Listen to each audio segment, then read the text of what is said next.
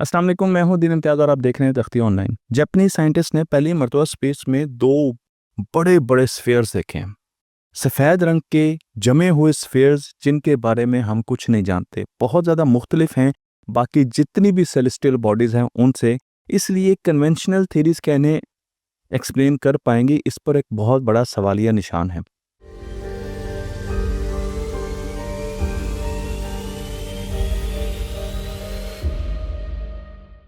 बहुत ज़्यादा इंटरेस्ट लिया जा रहा है स्पेस के हलकों में इन स्फीयर्स की तरफ, और इन्हें 2021 में सबसे पहले एक टेलीस्कोप ने देखा जिसे अकारी स्पेस टेलीस्कोप कहा जाता है। जापानीज स्पेस टेलीस्कोप है जिसे 2006 में लॉन्च किया गया। इस स्पेस टेलीस्कोप की जो आंख है वो इंफ्रारेड रेंज में काम करती है। मिड इंफ्रारेड और फार इंफ्रारेड स्पेक्ट्रम में ये काम कर रही है।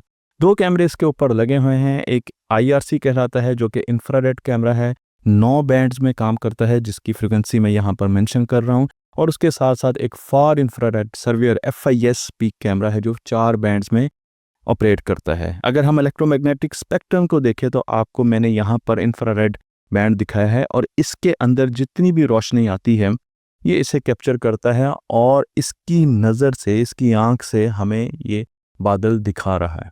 अगर हम इन बादलों की तरफ आएँ तो हमारा ख्याल है कि शायद ये बादल बर्फ़ के बने हुए हैं, और ये भी ख्याल है कि ये बादल इतने बड़े हैं जो कि हमारे सोलर सिस्टम से 10 गुना ज़्यादा एरिया रखते हैं। ये एक तखमीना है। इनके बीच में सितारे भी हो सकते हैं, इनके बीच में सितारे पैदा करने वाली फैक्ट्रियां भी हो सकती हैं। लेकिन इन बादलों की तरफ जो सबसे ज़्यादा हम दिलचस्पी ले रहे हैं उसकी वजह है ज़िंदगी की तलाश। क्योंकि जब भी हम बर्फ़ के बादल कहीं देखते हैं तो हमें लगता है कि बर्फ़ की वजह से वहाँ पर ज़िंदगी के आसार हो सकते हैं। ज़िंदगी के आसार होने की बड़ी वजह यह है कि ऐसे मॉलिक्यूल्स जो कि यहाँ पर ज़मीन पर बर्फ़ में मौजूद होते हैं वो वहाँ पर भी हो सकते हैं। वो ऑर्गेनिक मॉलिक्यूल्स भी हो सकते हैं, वो कार्बोहाइड्रेट्स भी हो सकते हैं, वो प्रोटीन्स भी हो सकती हैं, वो लिपिड्स भी हो सकते हैं। और ये जो बिल्डिंग ब्लॉक है ज़िंदगी के, अगर ये हमें वहाँ पर मिल जाते हैं तो हमें अंदाज़ा होगा कि हो सकता है यहाँ पर ज़िंदगी हो। लेकिन बर्फ़, आइस की जब बात करते हैं तो उसमें ऐसी क्या बात है जो हम ज़िंदगी बार बार उसकी तरफ लेकर जाते हैं, उसकी तलाश करते हैं।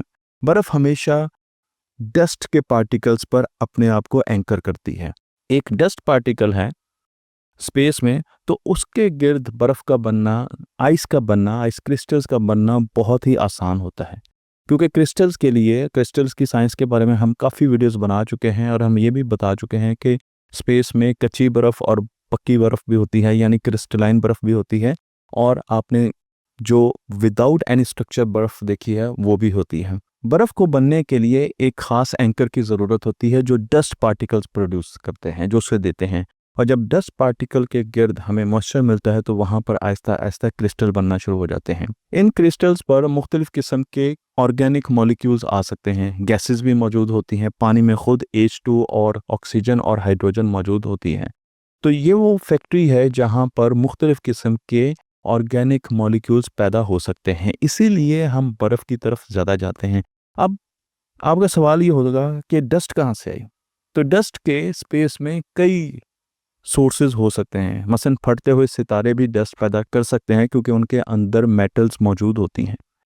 और फिर प्लैनेट्स तो हैं ही हैं, मेटेओरॉइड्स हैं, उनके दरमियान मुख्तलिफ किस्म की कोलिजन्स होती हैं, तो हमारी स्पेस में डस्ट हमें आम नज़र आती है। 2023 में space telescope, James Webb telescope ने भी एक इसी किस्म के, इस तरह के नहीं लेकिन इसी किस्म के मिलते हुए बहुत एक्टिव बादल को देखा जिसे मॉलिक्यूलर क्लाउड कहा जाता है। ये ऐसी जगह थी जो कि बहुत ज़्यादा सितारे बनाने की अहलियत रखती थी और बन भी रहे थे। इसे कैमेलियन कंस्टलेशन कहा जाता है जो कि तकरीबन हमारी ज़मीन से 500 लाइट ईयर्स के फासले पर है।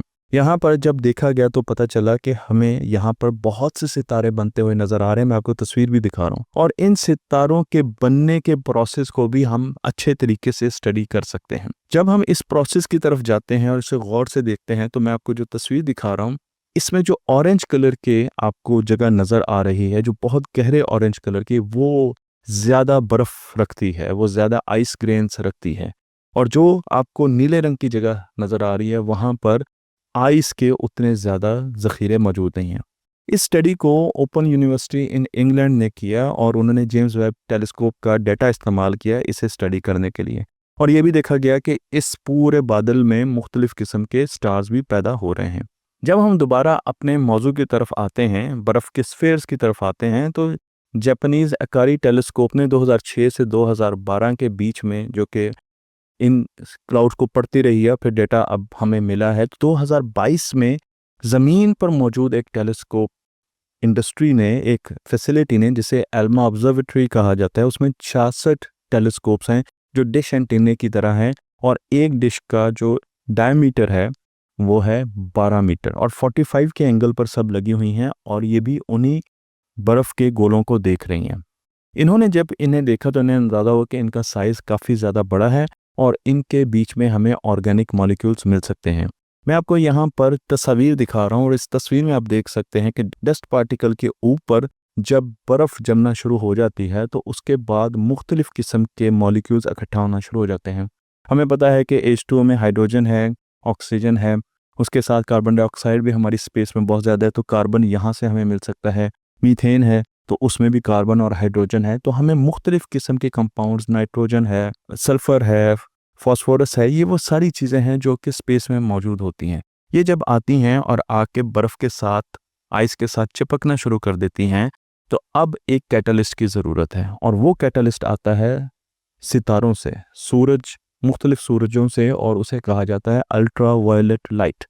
जब स्टार्स अल्ट्रा वायलेट लाइट्स देते हैं तो अब नए ऑर्गेनिक मॉलिक्यूल्स बनना शुरू हो जाते हैं, छोटे छोटे नए ऑर्गेनिक मॉलिक्यूल जो कि बेसिस बनती हैं अमाइनो एसिड बनाने के, जो कि ज़िंदगी के बिल्डिंग ब्लॉक हैं। मैं आपको यहाँ पर मुख्तलिफ़ किस्म की तस्वीर भी दिखा रहा हूँ। तो ये सारी चीज़ें इस तरफ जाती हैं कि हमारी लाइफ स्पेस से आई है। इसे पैंसपर्मिया हाइपोथेसिस कहते हैं कि ज़मीन पर जो ज़िंदगी है वो स्पेस से आई है, और अब हमें तकरीबन 300 से ज़्यादा ऐसे एविडेंस मिल चुके हैं जिसमें हमें इंटरस्टेलर स्पेस में ऑर्गेनिक मॉलिक्यूल्स मिल चुके हैं। हमें इंटरस्टेलर स्पेस में और अपनी करीबी स्पेस में भी amino acid, nuclear basis, fatty acid और शुगर्स मिल चुके हैं जो कि आरएनए और डीएनए का बिल्डिंग ब्लॉक है। दूर क्या जाना, बल्कि अभी कुछ अरसे पहले की बात है कि हमने 2 करीब के एस्ट्रॉयड्स बन्नू और रायगो पर अपने मिशंस भेजे और वहाँ से उनकी मिट्टी हम लेके आए, और जब उसे एनालाइज किया तो वहाँ पर भी हमें अमाइनो एसिड्स मिले जिससे ज़मीन पर ज़िंदगी बन सकती है। हमें ये चीज़ें बार बार स्पेस से नज़र आ रही हैं और पता चल रहा है कि शायद ज़िंदगी किसी न किसी तरीके से स्पेस से ज़मीन तक आई है। लेकिन इसे जानने के लिए अब एस्ट्रोकेमिस्ट्री के सब्जेक्ट की बहुत ज़्यादा ज़रूरत है। हमें स्पेस में केमिस्ट्री देखनी है, हमें स्पेस में उभरती हुई केमिकल रिएक्शंस को देखने हैं, और उसके लिए ज़रूरी है कि हम केमिस्ट्री, फिज़िक्स और एस्ट्रोफिज़िक्स को कंबाइन करके देखें। हम टेलीस्कोप के ज़रिए, जेम्स वेब टेलीस्कोप के ज़रिए इन स्फीयर्स को गौर से देखें, इन्हें पढ़ने की कोशिश करें और देखें कि वहाँ पर हमें किस किस्म के ऑर्गेनिक मॉलिक्यूल्स का सिग्नेचर मिल रहा है, जिसके ज़रिए हमें पता चलेगा कि वहाँ पर क्या ऐसे ऑर्गेनिक मॉलिक्यूल्स हैं जो कि ज़िंदगी का बायस बन सकते हैं। क्योंकि इंसान के बड़े सवालों में से एक सवाल ये है कि ज़िंदगी ज़मीन पर आई कैसे। मुझे उम्मीद है ये वीडियो आपको पसंद आई होगी। तख्ती ऑनलाइन को लाइक कीजिए, शेयर कीजिए और इस इल्म को आगे लेकर जाइए।